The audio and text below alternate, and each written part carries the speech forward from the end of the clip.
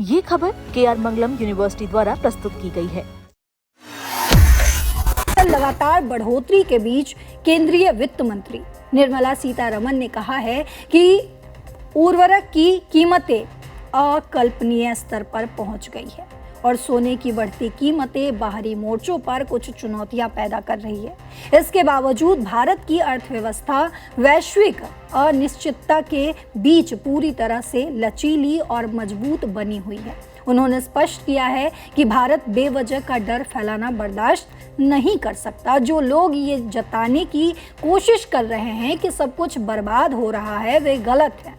हमारी घरेलू आर्थिक स्थिति आज भी सकारात्मक है। हमें अपने शब्दों और अपने कामों से लोगों में आत्मविश्वास जगाना होगा। सर, आपसे सीधा सवाल, टू द पॉइंट सवाल लेना चाहूंगी। जब LPG की कीमतें बढ़ रही थी तब सरकार की तरफ से यही बयान आ रहा था कि हमारे पास पर्याप्त मात्रा में पेट्रोल और डीजल है। लेकिन सर, अब ये थोड़ा थोड़ा करके पेट्रोल, डीजल या CNG की कीमतों को बढ़ाने का क्या मतलब है और किस तरीके से, सबसे बड़ा सवाल यही है सर, कि इससे किस तरीके से आम लोग जो हैं उनको निजात मिलेगा? देखिए, आम लोगों को निजात अभी फिलहाल मिलना मुश्किल लग रहा है क्योंकि पेट्रोल और डीजल की कीमतें दो तरफा मार है इस पे। जी, एक तो अंतर्राष्ट्रीय बाजार में जो क्रूड ऑयल है उसकी कीमत बहुत बढ़ गई है। जो $60-65 प्रति बैरल हुआ करता था, $120 तक में ले रहे थे। दूसरी तरफ जो है वो दूसरी मार ये पड़ गई है कि जो रुपये की कीमत है वो बहुत नीचे गिर गई है। वो 96-97 तक पहुंच गई थी, 96 पे आकर रुकी है, 95-96 के बीच में भी चल रहा है। तो इसके कारण से जो भारत का आयात का बिल जो है वो बहुत बढ़ गया है।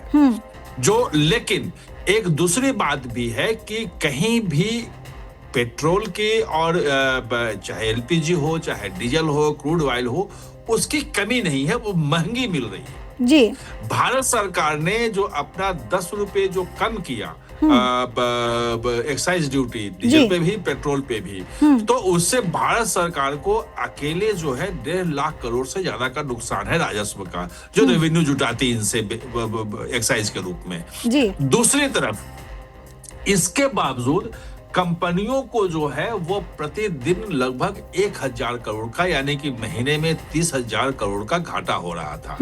ये घाटे की भरपाई करना उसके लिए संभव नहीं है।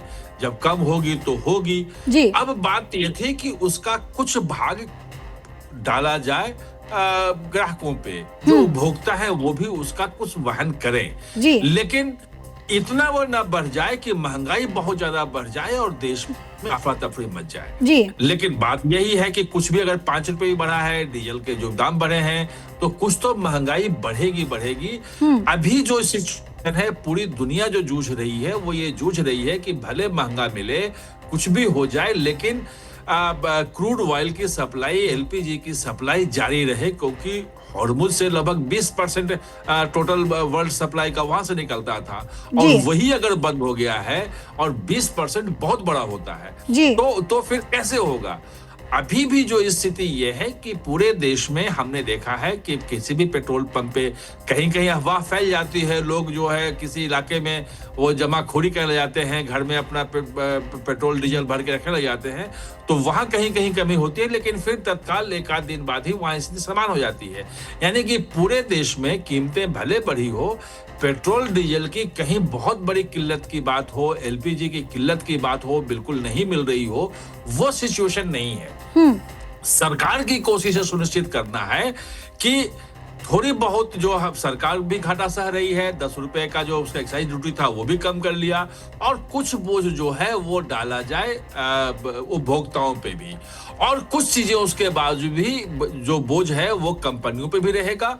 हो सकता है कि आने वाले समय में जब तेल पे अंतर्राष्ट्रीय बाजार में क्रूड ऑयल की कीमतें कम हो जाएंगी, और उस वक्त हो सकता है कि कुछ समय के लिए, 6 महीने साल भर के लिए कंपनियों को और जो अपना घाटा है वो भरपाई के लिए मौका दिया जाए। ये एक देखिए, एक वैश्विक संकट है, ये सिर्फ भारत का संकट नहीं है। जो पेट्रोल डीजल की कीमतें हैं वो पूरी दुनिया में कहीं 50% बढ़ी हैं, कहीं 60% बढ़ी हैं, कहीं 100% बढ़ी हैं।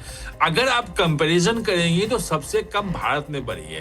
यानी कि उपभोक्ताओं पे सबसे कम जो बोझ डाला गया है भारत पे डाला गया है, और सप्लाई बाधित न हो इसके लिए सरकार ने पूरी कोशिश की है। जी। और अब 3 महीने होने को आ रहे हैं हॉर्मुज संकट के, और 3 महीने में अगर सप्लाई बरकरार रही है तो ये बहुत बड़ी बात है।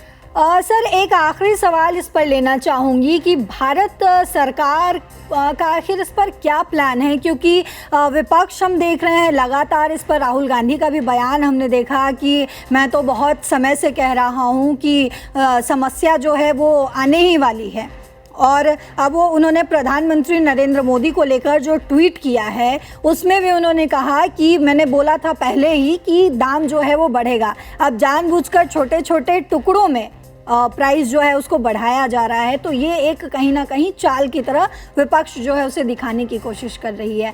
लेकिन सर, सवाल विपक्ष को लेकर नहीं है, सवाल ये है कि भारत सरकार की आखिर क्या तैयारी है अपने देशवासियों के लिए, क्योंकि जिस तरीके से महंगाई की मार जो है वो बढ़ती जा रही है, कैसे इससे लोगों को कैसे निजात, जो पहला भी मेरा सवाल था, कैसे लोग इसको जो है सरकार तक ये बात पहुंच रही है, या फिर सरकार क्या कुछ तैयारियां कर रही है इसको लेकर? देखिए, मैं पहले कहा था कि ये जो कीमतें बढ़ी हैं वो बढ़नी ही थी, और विपक्ष का काम है, विपक्ष को मुद्दा उठाना चाहिए। विपक्ष का काम ही यही है कि अगर महंगाई बढ़ रही है, पेट्रोल कीमत, डीजल कीमतें बढ़ रही हैं तो बढ़े। लेकिन जनता को भी पूरी तरह से मालूम है कि पेट्रोल डीजल की कीमतें बढ़ाना सरकार के हाथ में रोकना अब नहीं रह गया है। पूरी दुनिया में बढ़ी है, हॉर्मुज संकट के कारण ये हुआ है, और लोग ये अनुमान लगा रहे थे कि भाई कम से कम एक झटके में 25-30 रुपए कीमत बढ़ेगी पेट्रोल की, तब जाकर के कंपनियों का घाटा पूरा होगा।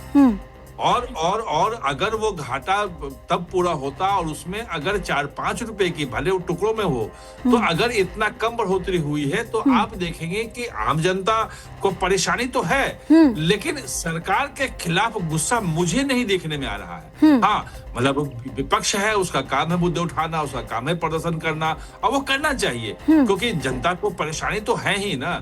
लेकिन वो परेशानी सरकार के कारण है, सरकार लेके आई है। ये आपको समझना पड़ेगा कि वो एक अंतर्राष्ट्रीय संकट है जिसके कारण से ये स्थिति बनी है, और उसमें भी सरकार की कोशिश यही है कि जितना जनता पे बोझ पड़ता, अगर सरकार कुछ नहीं करती, सारा बोझ जनता पे डाल देती, तो उतना बोझ नहीं पड़ा है। फिर तो आप समझिए कि कम से कम 50-60 रुपए बढ़ जाते पेट्रोल और डीजल की कीमतें, अगर बिल्कुल अंतर्राष्ट्रीय कीमतों पे उसको छोड़ दिया जाता। तो सरकार मैनेज कर रही है।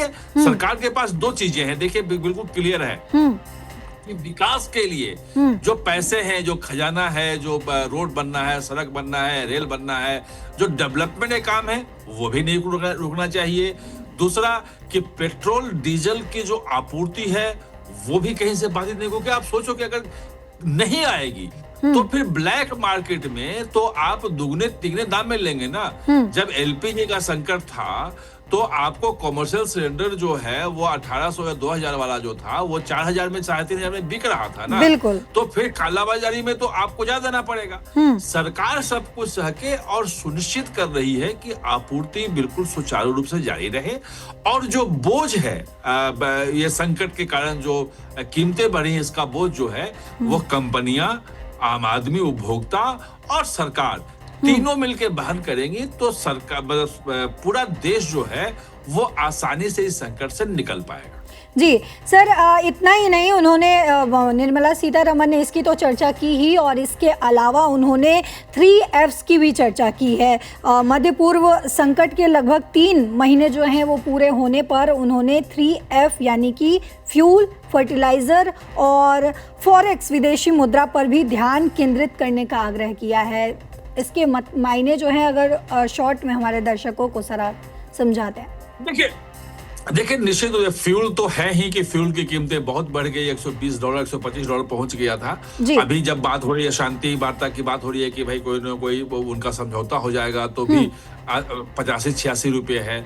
जो रुपया है वो बहुत नीचे गिर गया है और उसको संभालने के लिए फॉरेक्स रिजर्व खर्च करना पड़ रहा है। जो तेल मंगा रहे हैं हम बाहर से $120 और $125 का बढ़ी कीमतों पे, वो उसका भुगतान हमें डॉलर में करना पड़ रहा है। और हमारा जो डॉलर का रिजर्व लगभग $680 बिलियन का जो फॉरेक्स रिजर्व है वो अभी संभाल सकता है, वो उसमें बहुत है, वो साल 2 साल चल सकता है उसमें, लेकिन वो गिरना भी उसका जारी हो गया था। बिल्कुल। तो ये और फर्टिलाइजर में तो इसकी ये है कि मैं एक उदाहरण देता हूँ कि जो 45 रुपए की जो बोरी आती है फर्टिलाइजर की, वो लगभग 300 रुपए में किसानों को मिलता है और कई सालों से मिल रहा है।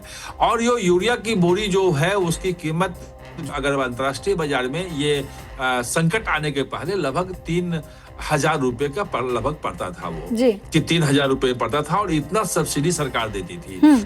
अब वो कीमत जो है 4500 से 5,000 रुपए का हो गया है। किसानों को मिलना है वहीं पे। दूसरी बात कि फर्टिलाइजर कहीं मिल ही नहीं रहा है, क्योंकि फर्टिलाइजर का सबसे बड़ा सप्लायर जो था वो हॉर्मुज होके आना है और अफ्रीका से लेकर के पूरी दुनिया में फर्टिलाइजर अगर नहीं मिलेगा तो खेती कैसे होगी, और खेती नहीं होगी तो लोग खाएंगे क्या, खाद्य पदार्थों का संकट शुरू हो जाएगा।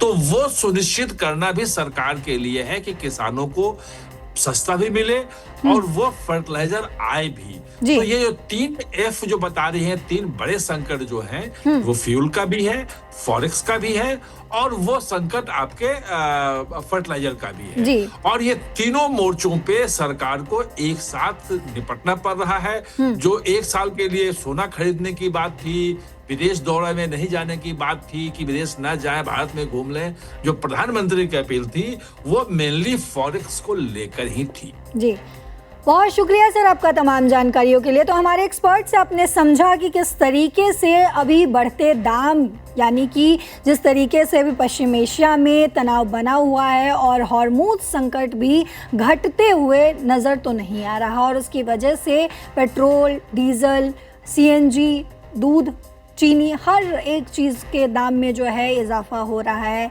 लेकिन सरकार की क्या तैयारियां हैं, जो आम जनता है, आम लोग हैं, उनके जेब पर जो असर होता हुआ दिख रहा है, कैसे उसके लिए तैयारियां चल रही हैं सरकार की, हमारे एक्सपर्ट ने बताया। लेकिन आगे और क्या कुछ तैयारियां चल रही है सरकार की, सरकार क्या आगे कदम उठाएंगी, उस पर हम फिर से चर्चा करेंगे।